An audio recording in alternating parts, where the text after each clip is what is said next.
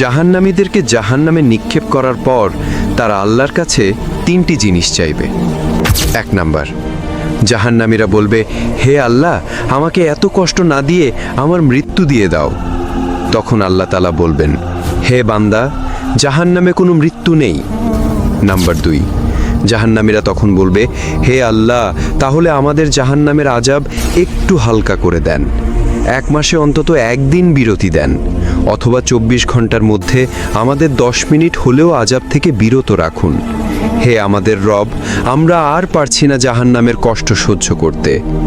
তখন আল্লাহ তাআলা বলবেন, 1 সেকেন্ডের জন্য জাহান্নামের আযাব কমানো হবে না।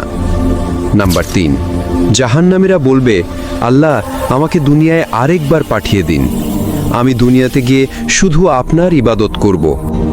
তখন আল্লাহ বলবেন, দুনিয়াতে আর ফেরত দেওয়া হবে না, আমি তোদের হায়াত দিয়েছিলাম কিন্তু তোরা আমল করিসনি, সুতরাং তোরা চিরকাল জাহান্নামে পড়ে থাক।